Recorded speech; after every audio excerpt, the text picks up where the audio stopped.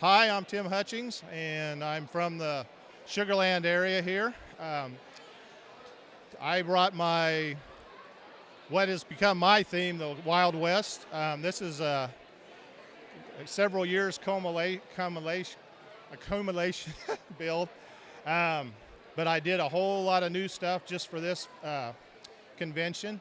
I totally redone the mountains, tried to incorporate a lot of these newer, well, not so newer, I guess, but a lot of these more pastel, hard to find colors.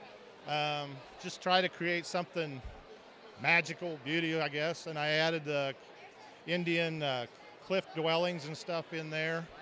I've expanded the Indian village and done a lot more detail work in there, just kind of bringing it to life. I reworked that whole little green area. There's a lot of historical figures in here, and that's kind of what the whole display is based on and around, is the historical figures and the different, what they're known for, so to speak. So I've got the actual cattle drive here, and then I did a lot of detail work on the chuck wagon. Charles Goodnight, he was the guy that came up with the chuck wagon. He's here and they always had a cat.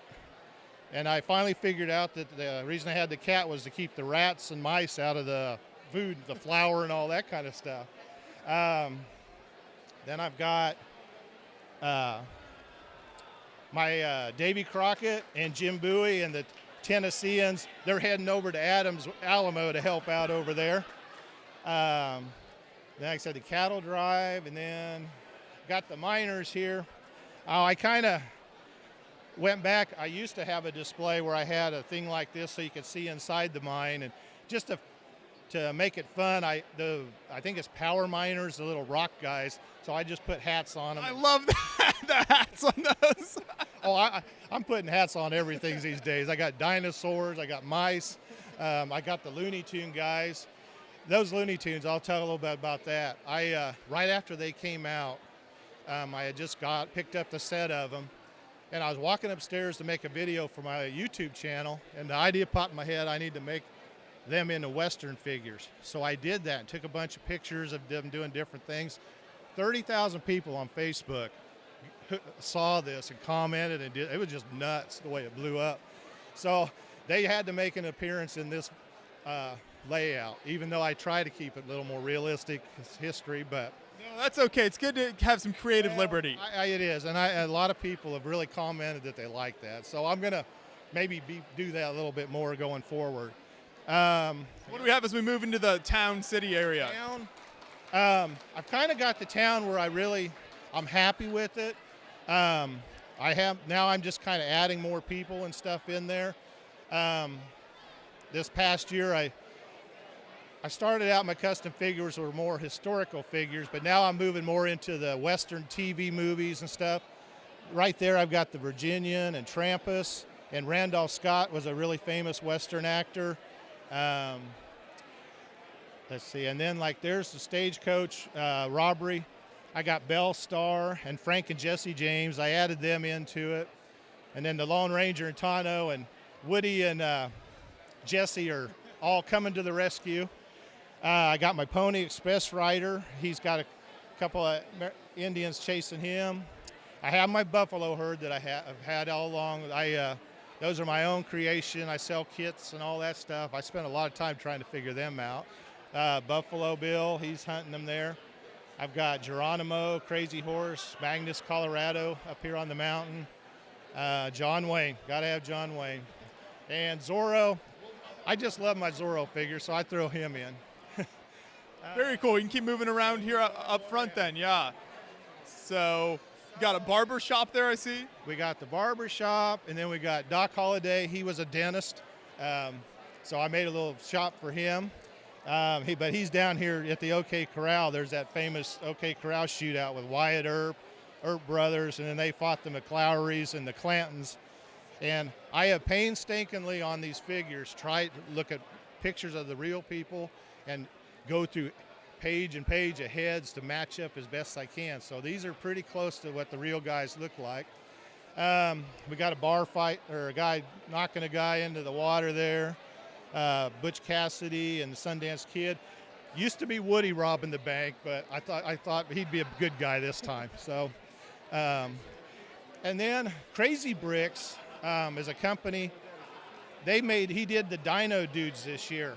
So since I did the Looney Tune guys, I did the Dinosaur guys in the Western. So I got a few of them in here.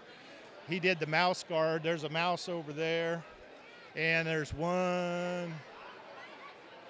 Oh, they're driving the wagon. That's a mouse. It's hard to keep track of where everybody is. There's so much going on. Yeah. And then I've got another movie guy. There was a movie called The Master Gunfighter. Tom Laughlin, who was famous for Billy Jack. So I finally made a figure of him. And then Mongo is from Blazing Saddles, and everybody seems to remember Mongo for some reason. And then we got Annie Oakley. This is my Bass Reeves figure. He was the first African-American sheriff in the Western frontier, and the Lone Ranger was actually based on his life, and or he was the inspiration, I should say, I guess. Then let's see, I got my heavy-duty mariachi band.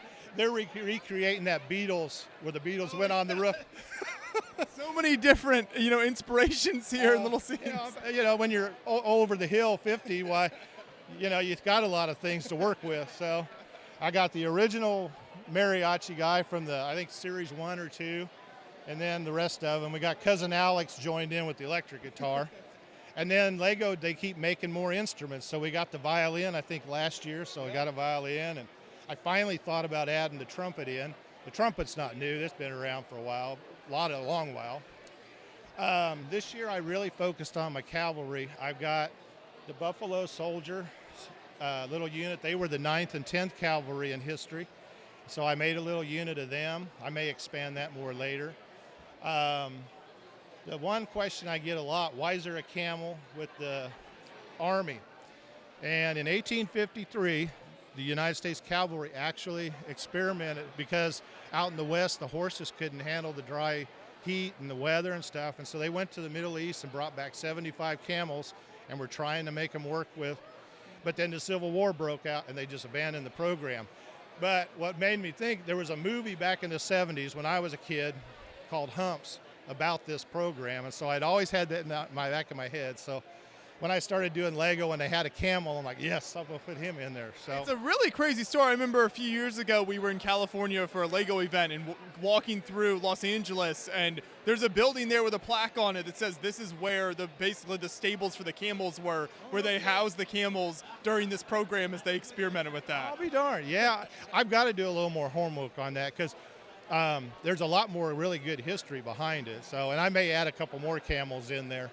Let's see. Then I just general milling around. There's another dinosaur guy. What do we have in this spot over here? This guy carrying. That's the first food truck. He's bringing his street corn to town. Let's see. And then, like I said, there's Clint Eastwood. And in 2 of the 3 movies, there's the trilogy they call it, he was always against these families. And that's how the movies ended. He shot up all the families. So that's what that's supposed to be. He's going against the groups there. Let's see. Then I got my guys out here fishing. They're having a good time. The fort, I redid that this year. I made it bigger, and I actually did a little bit more realistic details to it. I'd seen some pictures of some forts and stuff, and I had it more like the original Fort Legorado before, but I wanted to do something more realistic. So I added and expanded and added all the different colors and details, and I was able to actually put a parade ground in there. Little more, and that flagpole, that's more like an actual frontier fort was. Then I had my railroad camp. Nothing really new there. I moved the figures around a little bit, but that's the thing with the Western stuff. There's certain elements that need to be there, and you really can't. You can put new people in it, but there's not really much you can do to make it different. I think earlier I said I was reworking the cavalry. I finally got General Custer. I got the flags made, and I've been working on changing the original Lego cavalry figures to look more realistic. and a lot of them had tan hats, and I swapped out all of their hands. I think the original figures had white hands. I put tan hands on all of them now. The only thing I can't do is the yellow bandanas, and I'm not going to paint. I don't want to ruin the original Lego painting them, so they have to be white. So I've got a little mini recreation of Little Bighorn. It was Custer and his little squad or whatever ended up against Crazy Horse and Sitting Bull and thousands of Indians. Granted, I only have a few, but that's my little recreation of that. So pretty much I've got all of these historic figures, and I really have tried to work them in this time. Before I, couldn't get them all in here, and I still don't have them all in here, but eventually there's a book, and I'm on my YouTube channel. I'm going to start doing some little history lessons and stuff, focusing on each figure and, and showing, and I'll do some little dioramas and stuff like that. So, but overall, I've had a lot of great feedback from it. The mountains, I even had a geologist yesterday tell me I did a great job on the mountain. So I was like, okay. Professional feedback. Exactly. So that made my day. And that mountain, I just sit down and start putting bricks together. And I'd been for the last 4 or 5 years buying up slope pieces, all different colors. So I didn't even know what I had till I started working. And I ended up with all them different purple colors and stuff. So I was really happy. Realistic, there's not a lot of purples out there, but like the geologist guy told me yesterday, he said it may not be purple, but there's all these different hues in the rocks and stuff, and he said that captures it perfectly. So I was really happy, because that was a labor of love. That mountain's probably my favorite part of it, and I spent the most time on about 2 weeks working on that thing. So. Now, when you set this up each time at a show, do you try to keep it, the same as before, with like every figure in the exact same spot, or does it kind of change a little bit and the story adapts every time you set it up? It changes every time, because like I said, every show I want something new to it, and it really changed a lot this time. I think the last time I had this up like this was probably 2018 in Brick Universe in Tulsa. I'd had it at Brick Fiesta, where I talked to you guys there, and then I took it to Tulsa like 2 weeks later. But that was the last time I had it officially up. So I really wanted to try and redo everything for this show. I was going to move the town to that end, but it didn't work. That's why I say with this kind of stuff, it's not very organic in that I can just kind of place stuff willy-nilly. There has to be kind of a certain area for certain things, and then to be able to get it all in there together, But I did expand it. I think I added a base plate width, so the thing overall is a little bigger. So I had a little more room to work my cavalry war stuff into. But one thing we haven't mentioned that's really neat is your use of these old kind of Western base plates here. So some people might be wondering where those came from. I get a lot of questions. Is that Lego? I said, yeah, it was actually part of one of the Wild West sets. And that's the crazy thing. I don't own any of the actual Western sets. You can buy the stickered parts really pretty inexpensively, and then the rest of the parts are all pretty basic. So, and what, excuse me, what I really like to do too is take what Lego did and just expand it more. Like the sheriff's office actually is pretty close to the original old sheriff's office. I just did a little bit of modification. Like I like these, I can't remember, I think this is from the Lone Ranger set. Same with the black roofs on the fort. I just think better than the red. But and I've got the bank. There was a bank set, and I've got those parts. So I'm going to build another bank. So I got all these bank robbers, so I got to have something to do. But yes, those back to the base plates. I don't know which set they came with, but I like the look of them, but the bricks don't stick to them quite as well, so they make it kind of hard to build off of them. But it's just a nice added touch. But everything here, I would say, is 90% Lego. The only thing I have to add, some of the weapons, there's some third-party companies. Cows, everybody asked me about them. There was a company called Brick Forge that used to make the different cows, because the Lego cows are just so expensive.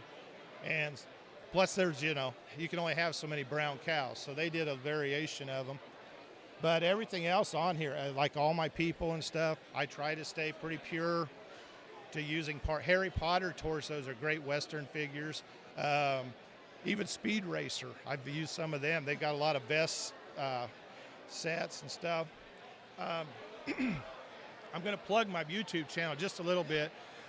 Tim's Brick Adventures, because I do go into a lot more detail there about all the different custom figures, where I get the parts. I really love landscaping, so all these desert plants and stuff. The little elf ear things, that's my newest plant. I'm still kind of experimenting with them, but I've got some videos on how I do all of those because I've got a lot of unique little plants and stuff. So if you want to know more, why, you can go there and see, and I'm always updating stuff. Sounds good. Well, thank you. It's great to see you continuing to bring this out to shows and adding to it, expanding on it. It's such a great layout with so many details, and as a big fan of the Western theme, I love seeing this, so thank you so much. Well, thank you guys, and I really appreciate all you guys do. You do a great job. So, awesome. Thank you. I love your videos.